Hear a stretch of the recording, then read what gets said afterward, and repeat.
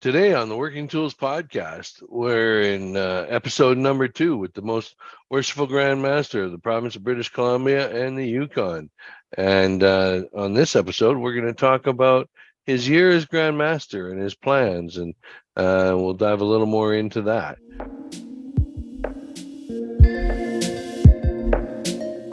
Ladies and gentlemen, brethren all, welcome to the Working Tools podcast, a casual conversation around Freemasonry. First, it's important to note that our thoughts and opinions are our own and do not reflect those of our Grand Lodge or respective craft or concordant bodies. Please connect with us and ask questions via our website at theworkingtoolspodcast.com. Welcome back, everyone. And I'm Worshipful Brother Stephen Chung from Prince Charles Lodge, Prince Charles number 153 in Kelowna, British Columbia. And with me tonight is Worshipful Brother Jarrod Dunham from Penticton number 147 in beautiful Penticton, BC. Unfortunately, our brethren from the south, very Worshipful Brother Appel and very Worshipful Brother Colbeth, can't make it tonight. Brother Appel's traveling, and unfortunately, Brother Colbeth is having a bout with COVID. So it's got the better of them tonight. But they extend their greetings and their wishes to our most worshipful Grand Master, and they did send us a few questions for you too. So we'll get into those in a bit. But today's just a casual conversation about your year as most worshipful Grand Master and what your plans were, and the floor is yours. Ah, thanks, Stephen. It's nice to be here. Again, Jarrod, that's nice. Always a pleasure to be here. My year as Grand Master.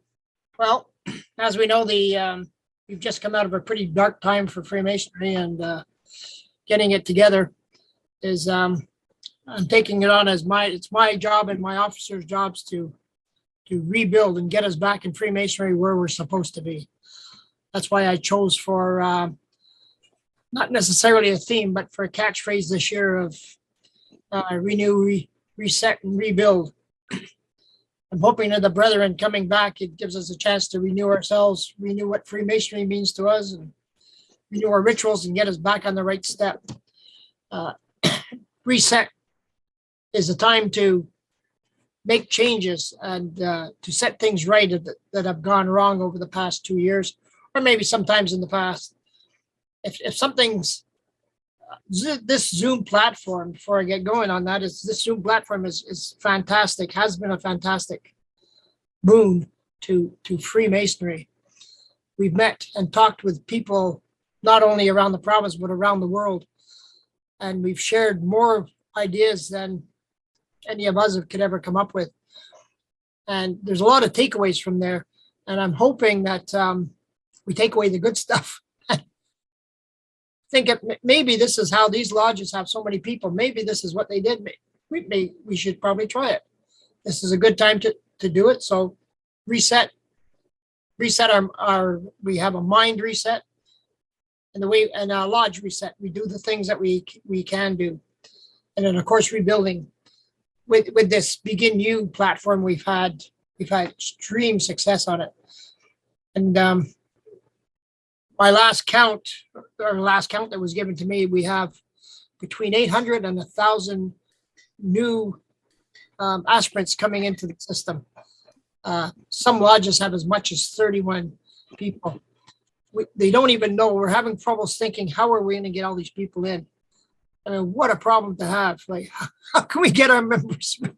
Yeah, that's a nice problem to have, eh? But that's a good, but the other problem is when we get all these people in, how are we going to retain them? That's going to be our next biggest issue. And that's part of what I want to be, part of the rebuilding process I'm talking about is how are we going to get them involved? We want to retain them. We don't want them to lose sight of what we are. And we certainly even inadvertently forget about them. That's the fastest way. The millennials, this is a new generation. We have to, some of the old ways are gone. We have to adjust ourselves to a new brand of people coming up. They're a lot smarter than us, a lot more tech savvy. They can put their fingers on stuff a lot faster than we can. And this is what we need to deal with. The 6-step program is helping because people learn at their own paces. And hopefully that'll spread the numbers out a little bit so that we can manage some of these, all these candidates. An interesting thought is if you have a lodge that has, 20 members, and I know one lodge that has 31 new members. You get to that, if you're a healthy lodge, which you would be to have that many members, maybe it's time to think of splitting and forming another lodge in the same building, just a different night. That way keeps our people, all the new members and the brothers, gives them a chance to take over and run things without waiting for somebody else. Just a thought, but I think that might help. That's going to be the saving grace, because with 1,000 new members, that's on the up end of it. That's a lot of people. Is there? That's a lot of members. That's a real. Is there any? Do you have? And I know I'm just because I'm a numbers guy. Do you have sort of an idea roughly of where? Like, are there certain regions that are higher percentage of those aspirants than others? Like, is it I'm just, how is the Lower Mainland doing really well in the rest of the province once again, because our population base is lower, gonna, not see the benefit of that boon? Do you know? Well, yeah, well, the Lower Mainland, of course, it has more lodges just per capita, so they're doing well. The interior has quite a bit, but even on the island has a boom. There's one lodge has 11 new candidates. My lodge, I come from a small lodge, and we get a candidate every 2 or 3 years. It's because we are in Ladysmith, and there's a Ladysmith lodge there. We moved from Chemainus, so we kind of are overshadowed by them, right? To a certain extent, and they had a lot of young people, so they attracts young. So, but even us, we had 3 new candidates on the books. We've lost one because it was due to the COVID. He didn't agree with our thoughts. So all we did was ask him to wait. Things will right themselves, and don't. We're like to see you again, but everybody has their own right or their own opinion on that. Right. But it's that's the mainstays. Yukon hasn't been doing so well. Up north, they have 3 or 4. So at least we're growing everywhere. Not as fast. Yeah, there's been initiations in Enderby. Well, and lodges that haven't had initiations in years are having initiations in District 9. I know that we've got half a dozen candidates in our 6-step program, and we've got 2 that we have 2 petitions and voted on members to initiate in September, right? So good growth up here in Kelowna. Yeah, there's good solid growth, and that's these guys already come in. They have a good knowledge of what's going on ahead of them, so that we're not going to fall down in that department, because some of them know a lot more than some of the older members. Yeah, and we have the 6-step program is active, and the mentorship program is active in our lodge. So ever since we switched to those programs, our retention rate went up to like 97% or something. And because we're coaching them all the way through. So as good a mentorship program as we can have when it's not just one-on-one, right? But our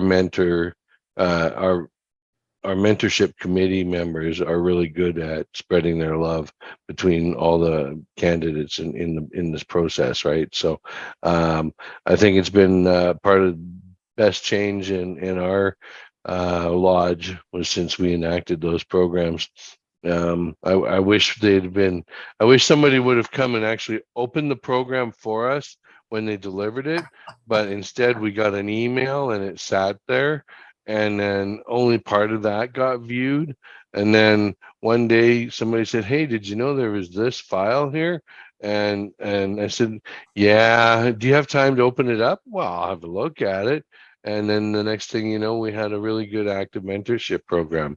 Brother Bob Goslin has taken that wholeheartedly, and he's following those steps and the plans, and it's paying off. Right, we get really good prove ups, and we're finding out what they want, and we're delivering it. Right, so That's a good idea. And that's a perfect example of resetting. You found something and you just change direction a little bit, and it's working great. And that's another good news story. Right. Yeah. So you got some other questions from the guys down south there, Jarrod?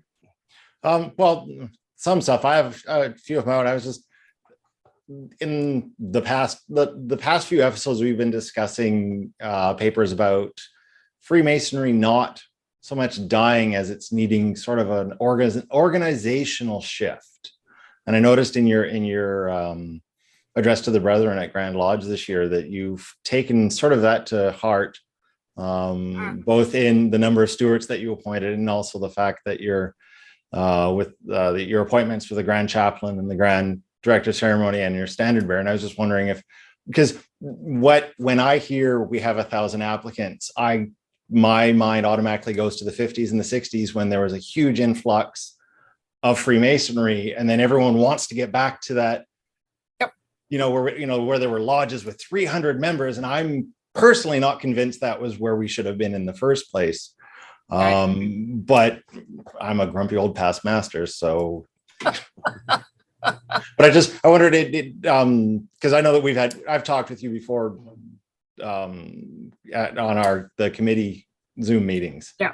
So I just wanted to applaud you and see whether you've had much reaction to some of the organizational changes you've done with the appointments this year. A few. I've had few, but I really thought about this before I implemented it. The stewards, I chose 6. We can have up to 12. If you think about every year, the Grand Master appoints roughly 20, if you take all 12, 20 very, very worshippers. Now, attrition is not as good as people may think it is, or as bad, but imagine how many varies are out there right now. Right. You can recycle them, which is not a bad idea in some cases, but what the approach I took is for stewards, for example, I picked a number. I picked 1 steward per 1,000 people. We happened to have, when I did my pick, 5,500. So we had 6. Now, if that takes effect, if we grow by 5,000 people, then we can have 10 stewards, and it wouldn't be grossly overdone. Right. As for chaplains, and my view on those are they're we tend to take the same 3 people all over again and over and over. So I thought, in order to just minimize the amount of varies, that's why I asked both of my officers, the chaplain and the director of music, if they would consider multiple terms up to 5 years, and then they have to step aside. I'm assuming both of them are probably going to take 3 years, but that drops it down 2 more. Another thing I've implemented is my my standard bearer. I already had a sword bearer when this thought came to me at 3 o'clock in the morning, but the standard bearer these are offices that they're important, but they're not necessary in the running of a lodge, an ordinary lodge. So what I came up with the idea of, I'm going to ask when I go somewhere and I require a standard bearer, I'm going to ask the district to give me the name of a Medal of Merit person. He's going to take over in that job and hopefully will as the sword bearer next year. These people, we recognize them, but they get their 5 minutes of fame and that's it. This way, even at Grand Lodge, they walk in, they get to sit, and everybody knows that they were a Medal of Merit person. They know it all over the province. And I think it's another good way of saying thank you to these people for doing what they're doing and giving them the recognition that they do deserve. So that's why I came up with that idea. I had some opposition when I came up with that, but once I explained it, everybody thinks it's a great idea. So hopefully it'll continue on. Right. Well, it makes sense because I mean, when you're always preceded by the Constitution and regulations carried by there is no grand Constitution bearer. That's right. So why? And it would. And I when I read it, I literally applauded. I thought it was a wonderful idea. Once in a while, I get some brainwaves. Yeah, because I agree with you that it's a great way to recognize those members who are devoted to Freemasonry, but never really wanted to go through the chairs. Yes. You know, and this is just another way for them to get the recognition that I think they deserve. A lot of them deserve. Right. There's one in my district, and he comes as many lodge meetings as he comes. He always shows up an hour early. He sets up, helps them take it down. He's never been anything else than a brother, and that's all he wants to be. Right. Yeah, that's like Brother Bob Gosselin. No desire to go through the chairs, but totally enjoys participating. He's on the social committee. He's on the he's the chaplain. He heads the mentorship program, but he always chips in wherever he can, other than going through the chairs, right? And and so we managed to get him one of those Medal of Merit awards, right? So that was pretty cool to watch him get, right? It is, and and I think they'll be. Usually, it's an older person, and I tell you, they'll be tickled pink to walk in there holding that standard. Right. And I'm not asking them to do a lot. They just have to walk in, put the standard down, and so I'm not asking to embarrass them or trip them up anywhere.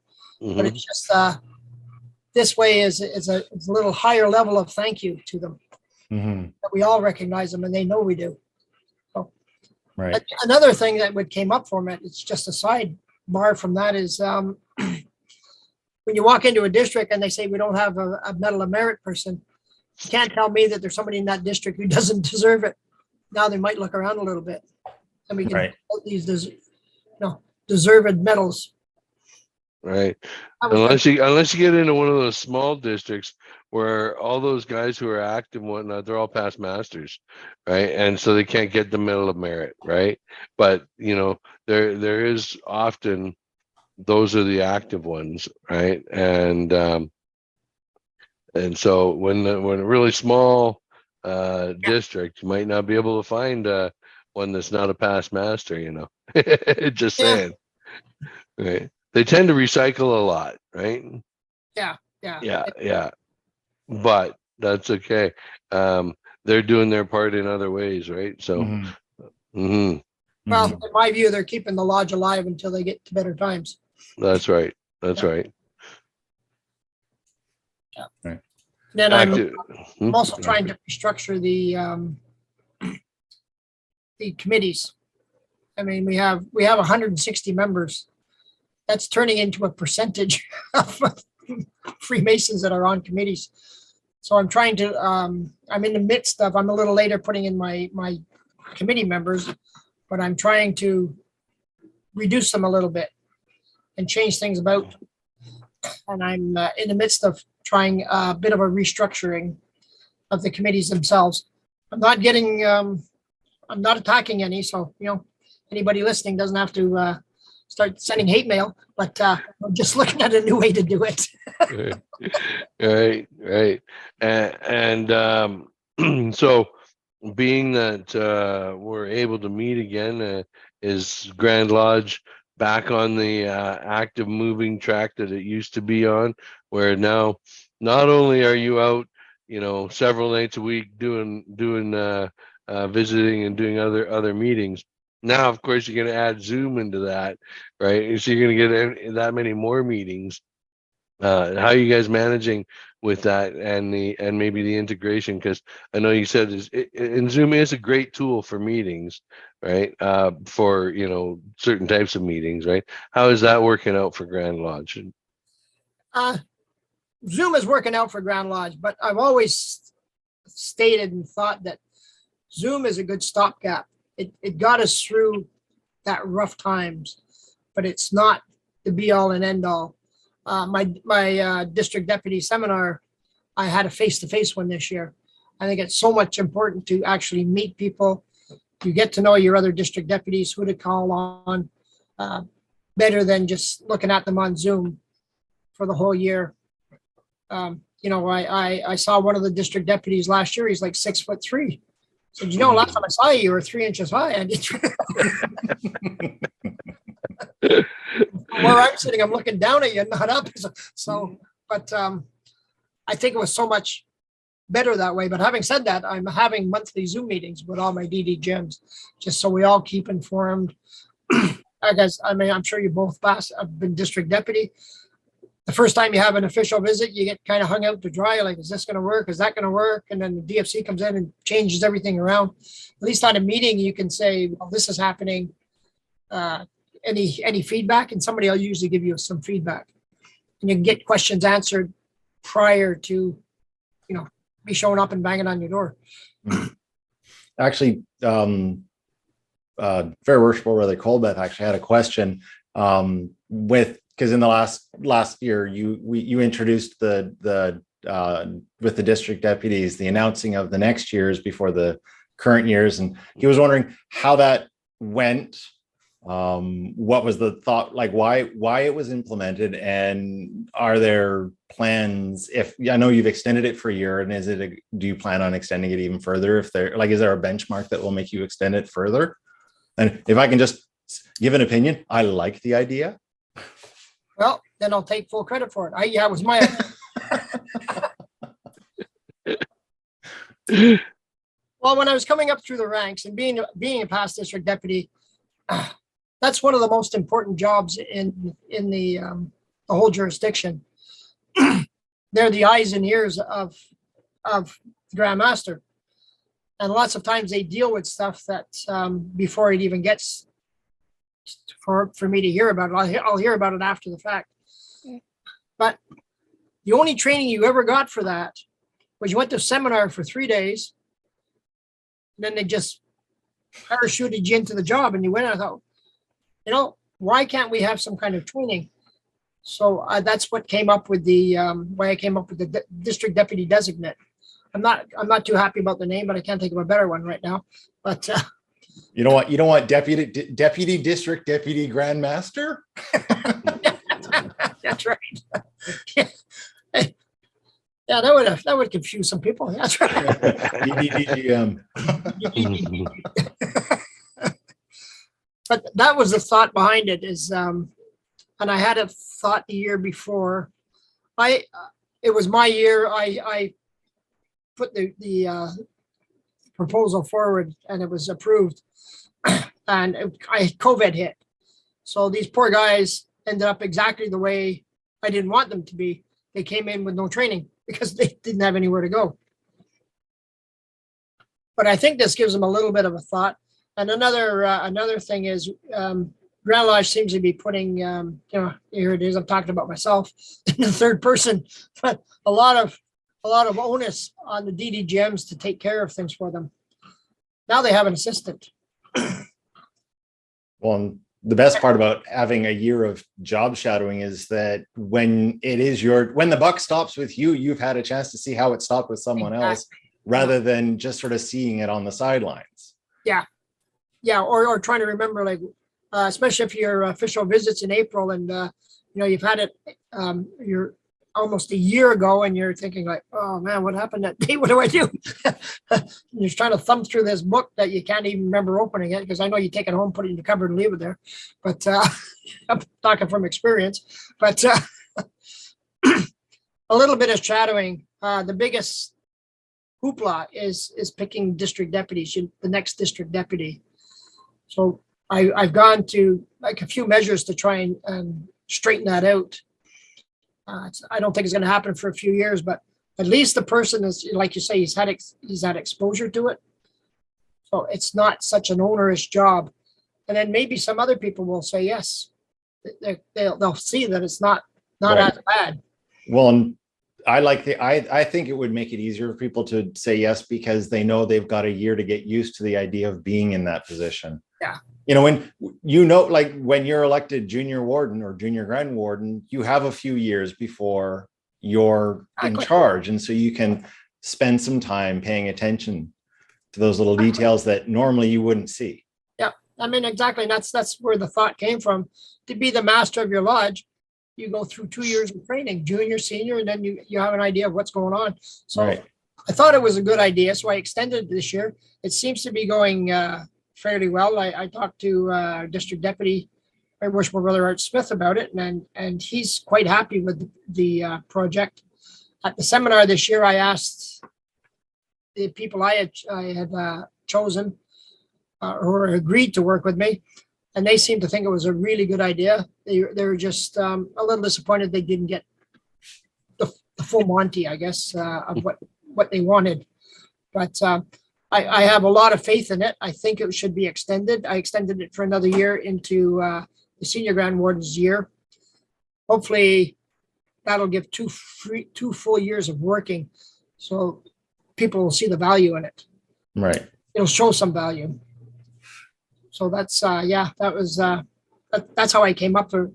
It was actually tried about 10 years ago, and it was a failure. I asked why. It was Most Worshipful Brother Stutt and Durrell and Barry Birch. And they all said what they put it down to was it's because they were chosen after June. What happened is you get chosen in June and you're just a name. And then when September rolls around, nobody even remembers who you were. Right. If you get picked in April or March when they're announced, 3 months, you've got 3 months to be in their face. So at least they remember who you are. And as a shadowing, I'm not taking any work away from, or any respect or prestige away from the DDGM. It's just a shadowing job, just like you hit it right on the head. Yeah.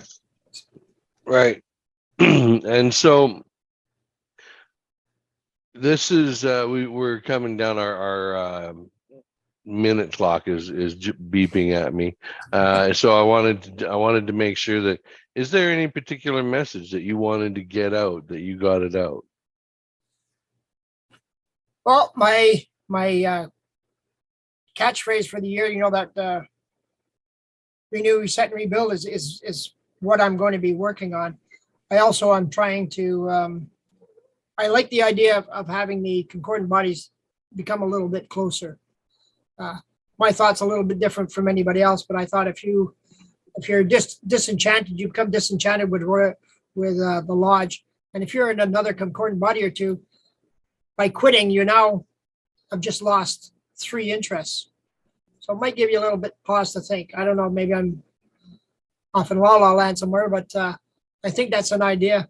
And some of the bodies are a little bit at odds with each other in areas, and we should be helping each other. And the other thing I'd like is we need to support our appendant orders, Demolay, Job's Daughters, Eastern Star, Daughters of Nile have to be a Shriner, but the women are all married and some of them aren't Masons. So if we get together and we share, Nanaimo's planning a fraternal ball this year for all the concordant bodies. The last one we did about 2 years ago was a huge success. We had all the bodies that could be there just for a night of getting together and having fun. That's what we need more of. Yeah, that sounds like a great idea. Bring the families together. And I mean, many of the active members are active in several of the bodies, right? So it is kind of interesting to all of a sudden know that somebody is a member of these other bodies at the same time, right? And I've known that awareness to generate the inquiry into membership into that other organization. So I think it's a fantastic idea, and the more you can support the cross pollination of fraternal events, that'd be cool. It would be. And, some of these bodies, some guys join and they like Scottish Rite. So they tend to go to more Scottish Rite than their lodges. And it's a good way through these bodies to let them know, hey, we're still here. We haven't seen you for a while, and vice versa. So that's my thoughts this year. That's my plans. Just coming back from COVID, there's a lot of work to be caught up with. So I'm kind of running with last year's ideas and maybe some of next year's ideas. But I want to help rebuild. We have to rebuild ourselves. That's the main thing this year, the main focus. And I think these little ways I'm doing it might be helpful for all of them. That's amazing. I think it's going to be an amazing year. I'm looking forward to it. Brother Dunham, you got any other final questions for our most worshipful? Nope, no final questions. Just thank you very much for spending time with us tonight. Oh, always a pleasure. Thank you. And just to say, I just want to give a shout out to my granddaughter. Hey, Dorothy, now you're on a podcast as well. Thanks. Love you. Excellent. All I gotta tell you just made me a hero in my granddaughter's eyes because she doesn't know anybody who's been on a podcast interview. Well, you'll be able to send her the link, right? And she'll be able to see it. You can watch it on Spotify. She can watch it on YouTube, right? Yeah, whichever platform you want, right? Yeah, we sure do appreciate it, and we look forward to having you on for follow-up sessions. If there's a midterm thing that you want to address the listening audience, anytime we're open to it. And again, it's our honor to have you here on our show, and